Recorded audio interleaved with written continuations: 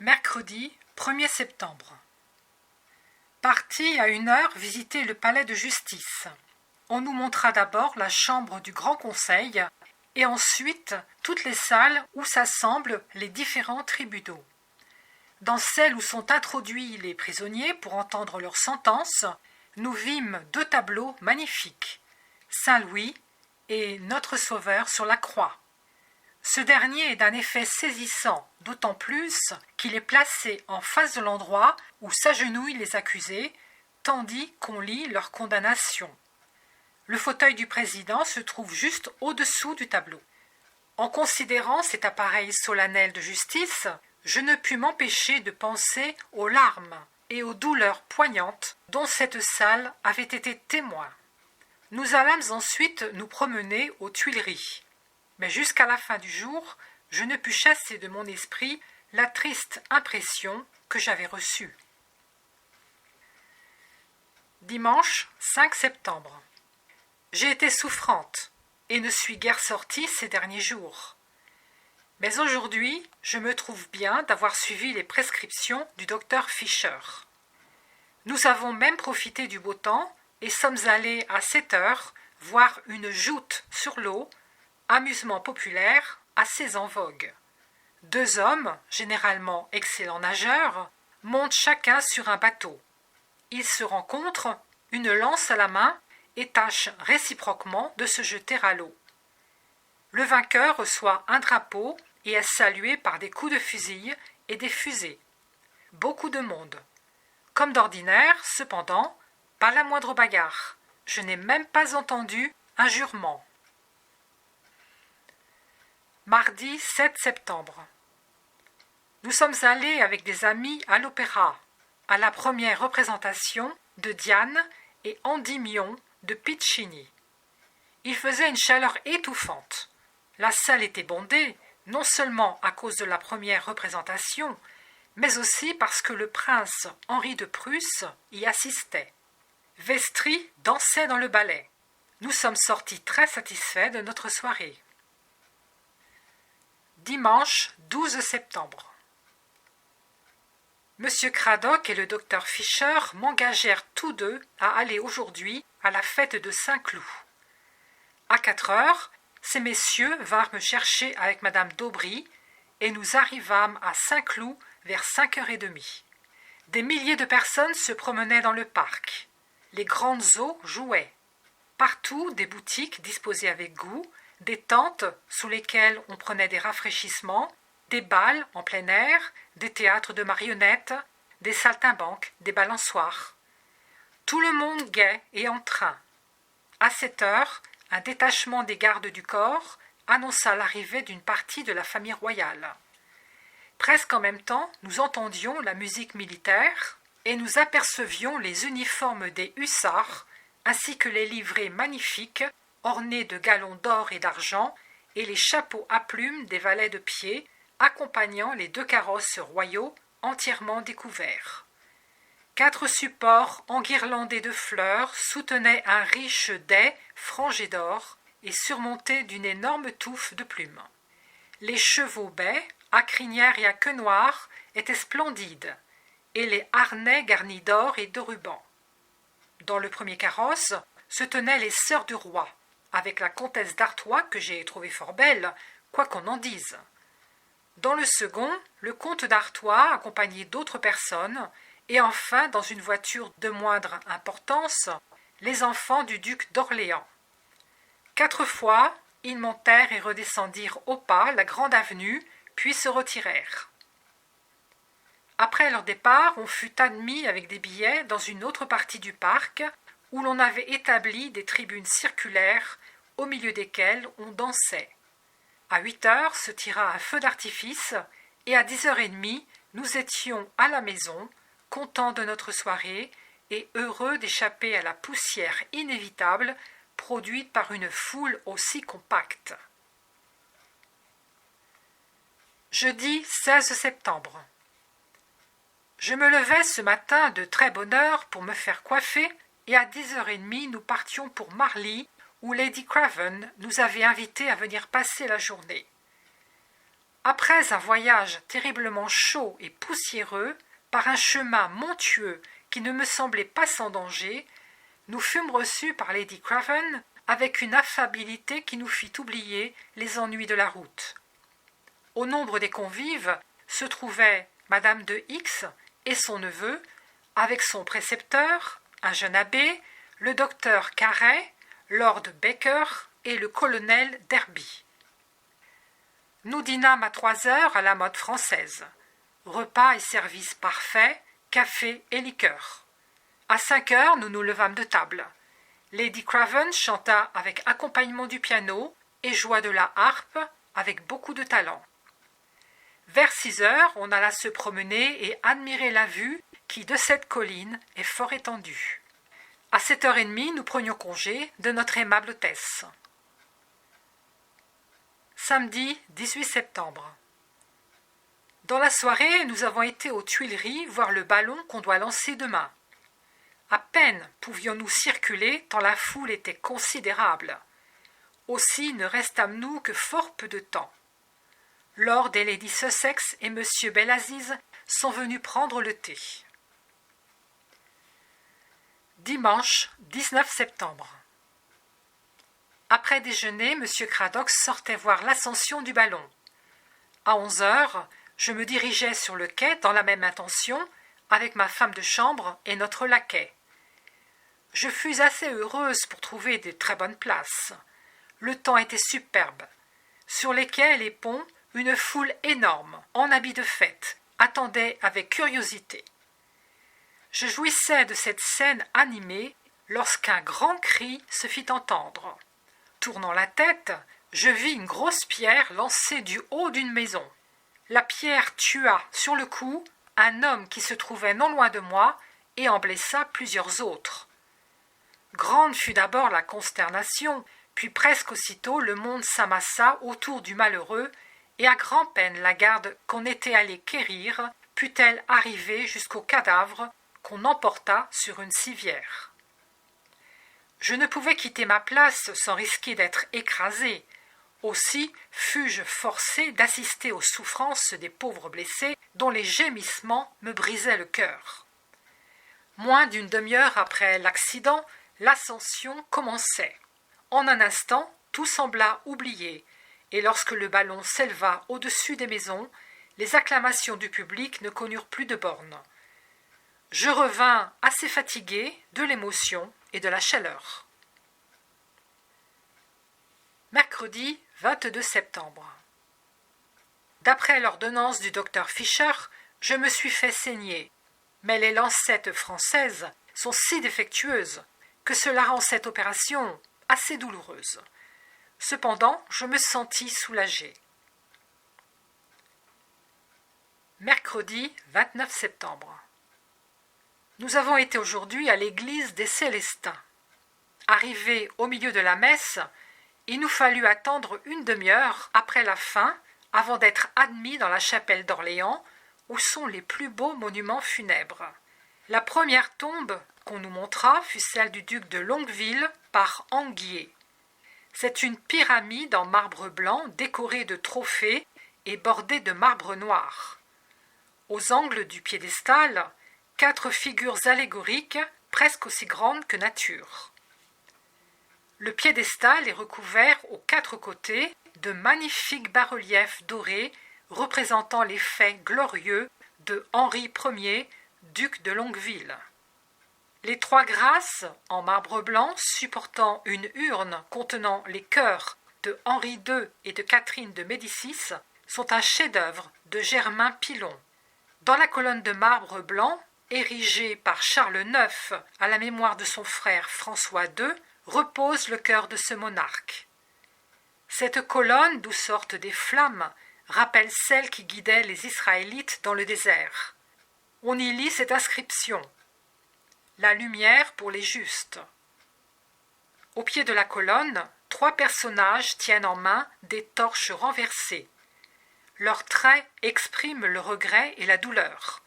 Les sculptures sont de Paul Pons. À l'entrée de la chapelle s'élève une colonne torse d'un prix inestimable. Le feuillage est d'une délicatesse inouïe et d'autant plus remarquable que tout est travaillé dans le même bloc. Cette colonne supporte une urne en bronze renfermant le cœur du connétable Anne de Montmorency, lequel mourut des suites des blessures qu'il reçut à la bataille de Saint-Denis contre les Huguenots. Cette colonne est attribuée à Barthélemy Prieur, et les 3 figures en bronze qui l'accompagnent à Germain Pilon. Le tombeau de Philippe de Chabot, amiral de France, par Jean Cousin, peintre et sculpteur de talent, et celui de Henri Chabot-Rohan par Anguier sont 2 superbes mausolées. Celui du duc de Cossé-Brissac se compose d'une colonne en marbre noir et de 2 statues en marbre blanc de toute beauté. Dans la chapelle où se trouvent ces 3 derniers tombeaux est une descente de croix admirablement peinte sur bois par François Salviati de Florence. La chapelle de Trêmes renferme les sépultures du duc de Gesvres et de sa famille. Parmi ceux-ci, nous en remarquâmes un moderne, élevé à la mémoire de la comtesse de X. Il est fort simple.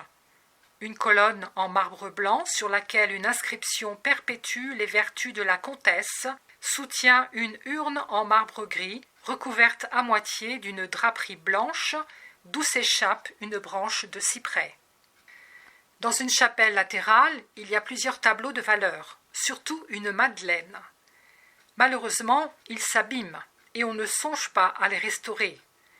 Des Célestins nous fûmes aux Tuileries et dans la soirée au théâtre italien. On donnait Zémire et Azor de Grétry.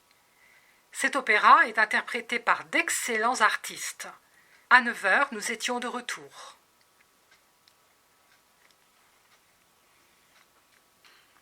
Mardi 5 octobre. Nous avons entendu ce matin annoncer sous nos fenêtres une exécution qui devait avoir lieu cet après-midi en place de Grève. Aussi, pendant notre promenade après dîner, avons-nous rencontré la foule se dirigeant du côté où les malheureux devaient expier leurs crimes. J'en suis rentré tout ému.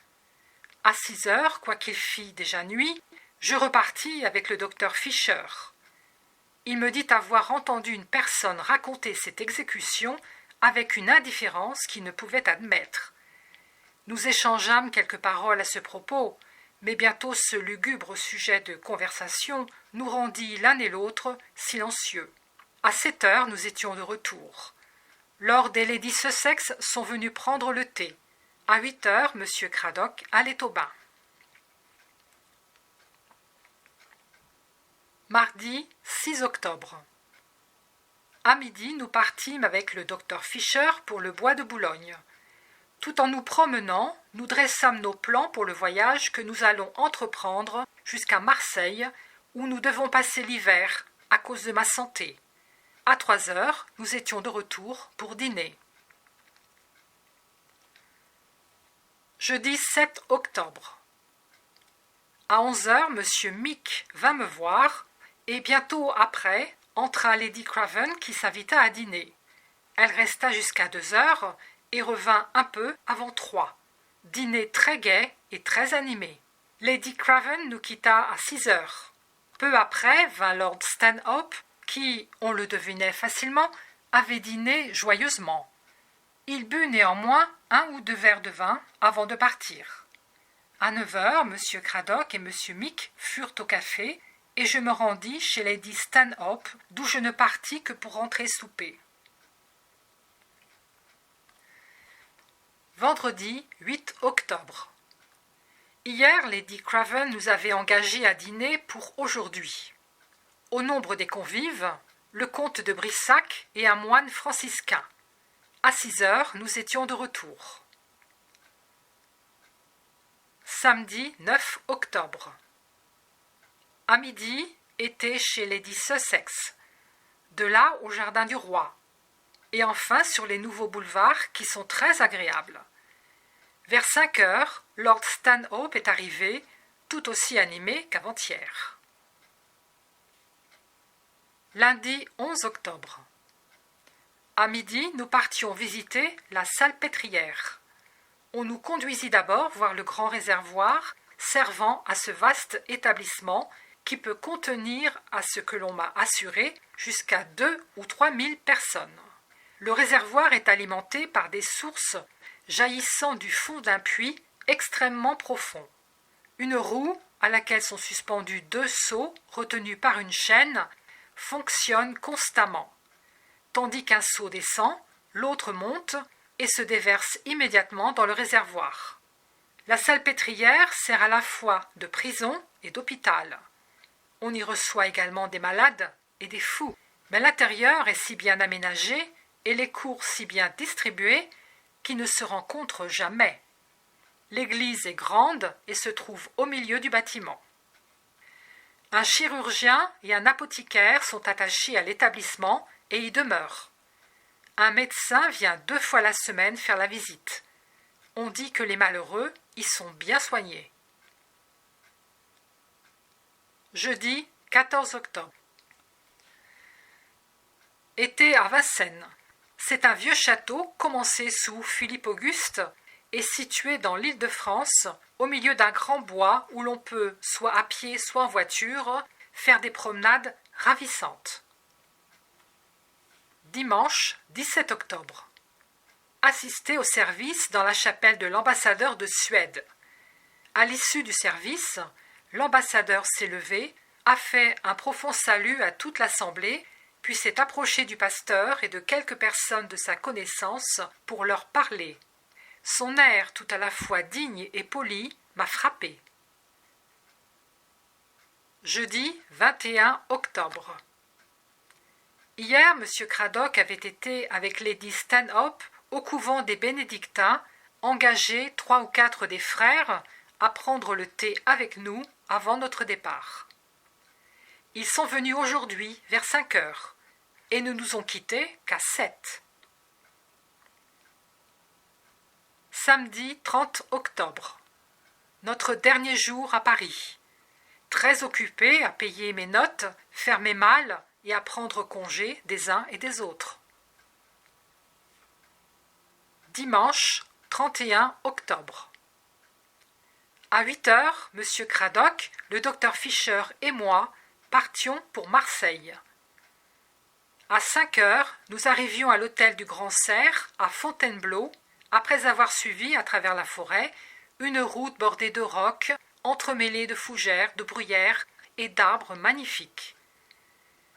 Tandis que se préparait notre souper, nous visitâmes le palais.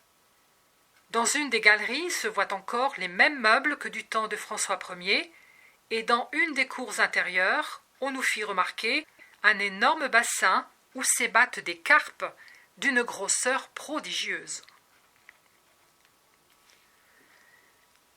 Lundi 1er novembre.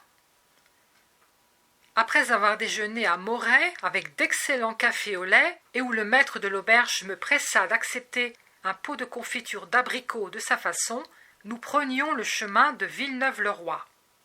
Nous nous y arrêtions à 5 heures de l'après-midi et tandis qu'on changeait nos chevaux, nous mangions dans la cuisine un délicieux pot-au-feu. Entre 11 heures et minuit, nous arrivions à l'hôtel des Trois Couronnes, à Auxerre, où nous avions l'intention de coucher.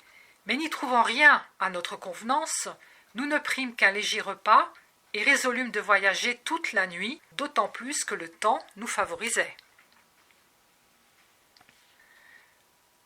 Mardi 2 novembre. Déjeuner dans une sale petite auberge à Rouvray pendant qu'on réparait les roues de la voiture de nos domestiques.